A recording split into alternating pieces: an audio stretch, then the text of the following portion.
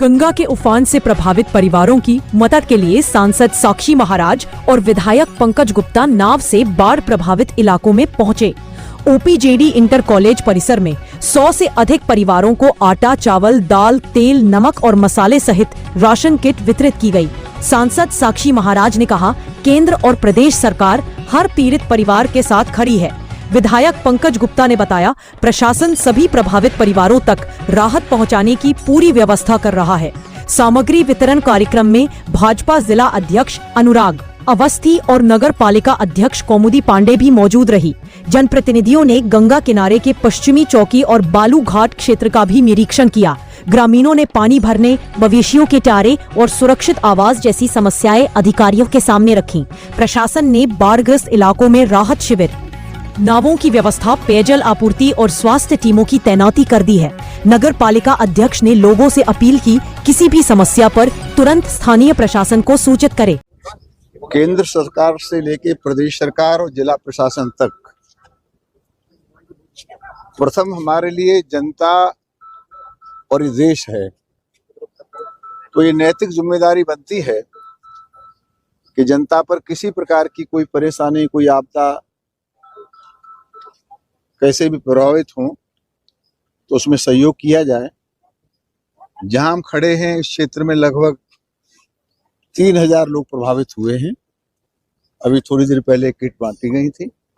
नौका पर बैठ कर के स्थिति क्या है, आगे क्या हो सकता है, क्या कोई बांध बढ़िया सा बन सकता है, आदरणीय विधायक जी ने, जिलाध्यक्ष जी ने और यहाँ के प्रशासन के जो एडीएम साहब और एसडीएम साहब थे, इनसे बात करके हम लोगों ने कहा है कोई बढ़िया सी योजना बनाइए ताकि इधर भी बढ़िया स्थिति, ईश्वर की स्थिति बने और इस कॉलोनी के गंगा घाट के इस किनारे के जो लोग हैं इस आपदा से आगे के लिए बच सके।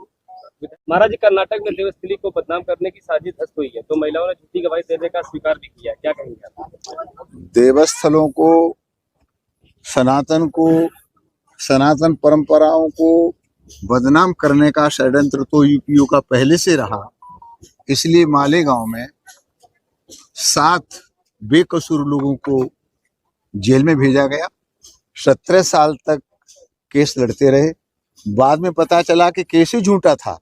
मतलब उस समय के उस गृह मंत्री ने जब ये कहा कि मुझसे तो सोनिया का दबाव था कि मोहन भागवत को भी पकड़ लो, योगी को भी पकड़ लो, तो जब सरकारें इस तरह से सनातन को बदनाम करने का प्रयास करती हैं तो भगवान के यहाँ देर है, अंधेर नहीं है। लोग बेनकाब होते हैं और पूरी तरह से पूरा जो विपक्ष है वो बेनकाब हो चुका है और मुझे लगता है उसे मुंह छुपाने के लिए कहीं जगह नहीं थी।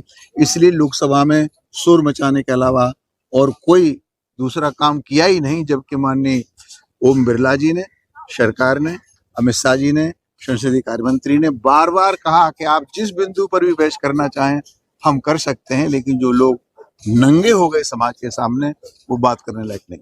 महाराज, विधायक पूजापाल ने कहा है कि यदि मेरी हत्या होती है तो अपनी से तो जिम्मेदार हूं।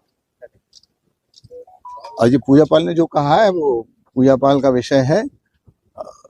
आदमी को जब कहीं किसी प्रकार की आशंका होती है तो मीडिया के सामने तो कहता ही है।